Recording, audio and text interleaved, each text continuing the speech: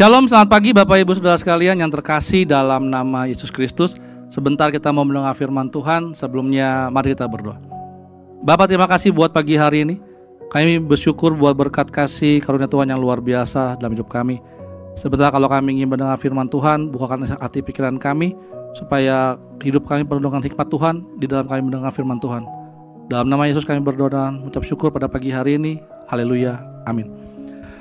Pada pagi hari ini saya ingin membawakan renungan dengan judul Si Pejinah. Ayatnya saya ambil dalam Ibrani yang ke-13 ayat yang ke-5. Sekali lagi ya, Ibrani 13 ayat yang ke-5. Begini firman Tuhan, janganlah kamu menjadi hamba uang dan cukupkanlah dirimu dengan apa yang ada padamu, karena Allah telah berfirman, aku sekali-kali tidak akan membiarkan engkau dan aku sekali-kali tidak akan meninggalkan engkau. Sekali lagi, janganlah kamu menjadi hamba uang dan cukupkanlah dirimu dengan apa yang ada padamu, karena Allah telah berfirman, aku sekali-kali tidak akan membiarkan engkau dan aku sekali-kali tidak akan meninggalkan engkau. Bapak Ibu Saudara sekalian, masih terkait dengan yang namanya kasih ya di dalam sebuah keluarga, ya kan, yang telah diajarkan sama Bapak Gembala. Hari ini saya mau membahas sedikit berbeda ya, tapi masih dalam konsep yang sama ya, dengan judul Si Pejinah. Yang bisa merusak di dalam sebuah rumah tangga yaitu adanya pejinah ini. Nah, pejinah ini jangan diartikan secara sempit ya, tentang orang yang berselingkuh atau apapun juga. Saya mau membawa pada pagi hari ini ke satu pemandangan yang lebih lagi, Bapak Ibu Saudara sekalian. Nah, sebelum kita mulai, ada satu ayat, bukan satu ayat, ada satu pernyataan yang mesti kita ingat, yaitu bahwa orang-orang sundal dan pejinah akan dihakimi oleh Allah. Ya, sekali lagi nih, orang-orang sundal dan pejinah itu akan dihakimi oleh Allah. Nah, pertanyaannya adalah kenapa orang itu suka serong atau suka menjadi pejinah gitu. Nah, Bapak Ibu Saudara sekalian, kalau zaman sebelum Yesus lahir ya, dulu tuh setiap orang yang serong terhadap Allah ya, itu diidentikan dengan si pejinah. Ya, mereka berzina misalnya gitu. Bukannya berzina secara harafiah, tapi mereka serong terhadap Allah, serong gitu ya. Nah, sama Bapak Ibu Saudara sekalian, pada zaman sekarang ini sebuah keluarga itu bisa hancur ketika ada seseorang yang serong atau menjadi seorang pejinah. Oh, suaminya mungkin gak setia, istrinya tidak setia. Dan jangan salah juga Bapak Ibu Saudara sekalian, anak pun juga bisa gak setia. Oh, anak itu selingkuh dengan siapa? Sekarang itu ilah-ilah zaman ini, ilah-ilah zaman sekarang ini nggak bisa hanya diartikan dengan sebuah perselingkuhan. Anda bisa berselingkuh dengan gadget Anda loh Bapak Ibu Saudara sekalian. Anda pulang kerja, Anda bermain gadget tanpa mempedulikan pasangan Anda.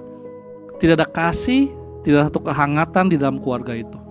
Anda menjadi seorang pejinah.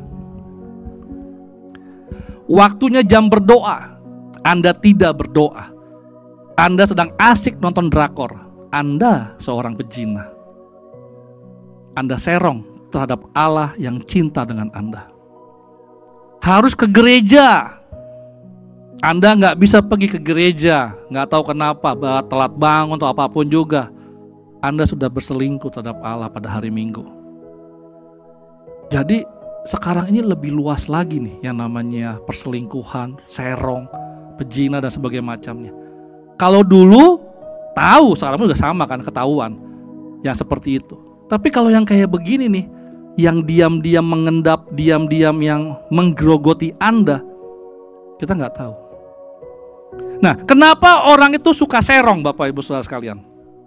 Suka sekali dia ya serong. Yang pertama, mereka nggak pernah merasa puas. Mereka serakah. Ayatnya di ayat yang kelima tadi saya bacakan lagi.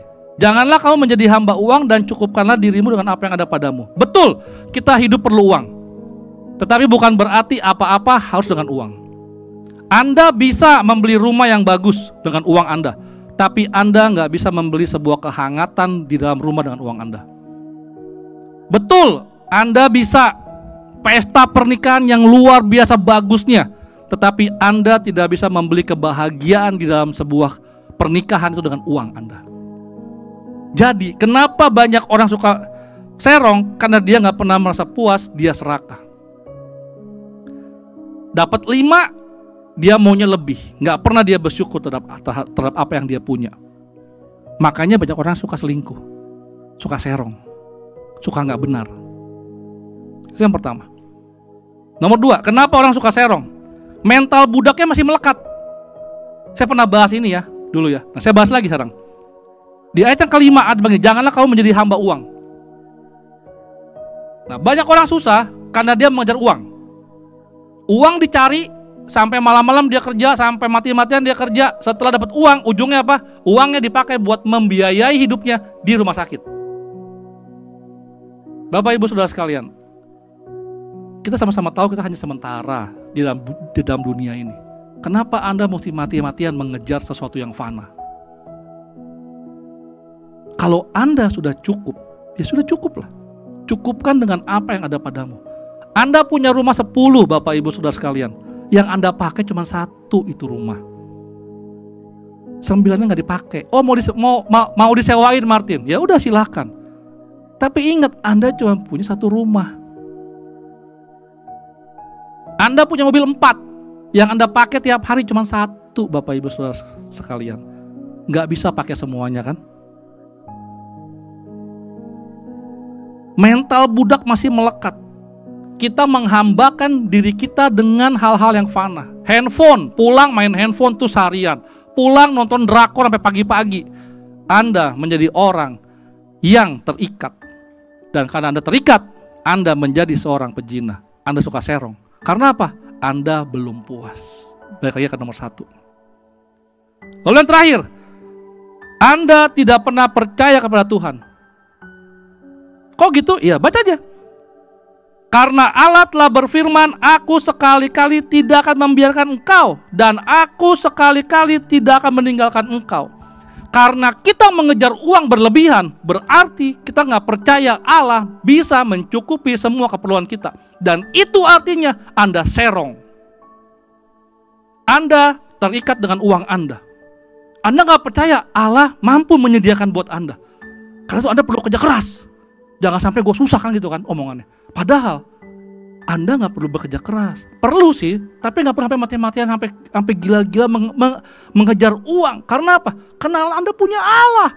Anda anak Allah. Jangan sampai hati kita terpaut dengan uang itu yang menyebabkan kita menjadi seorang pezina. Nah, bayangin, kalau orang-orang ini ada di dalam keluarga Anda, apa yang terjadi dengan keluarga Anda? Tidak akan ada kasih itu dalam hidup Anda, dalam keluarga Anda. Yang ada apa?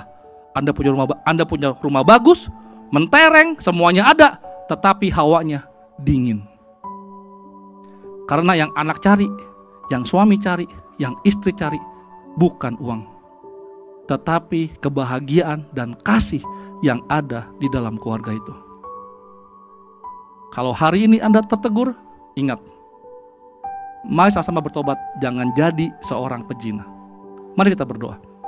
Bapak, terima kasih buat pagi hari ini. Kami bersyukur buat firman Tuhan yang luar biasa. Ajar kami, tegur kami, supaya kami sadar. Jangan sampai kami menjadi pezina, Tuhan. Bapak, mampukan kami, ajari kami lebih lagi. Roh Kudus tetap pegang tangan kami. Dalam nama Yesus kami berdoa dan mengucap syukur. Haleluya. Amin. Selamat pagi. Tuhan Yesus memberkati. Amin.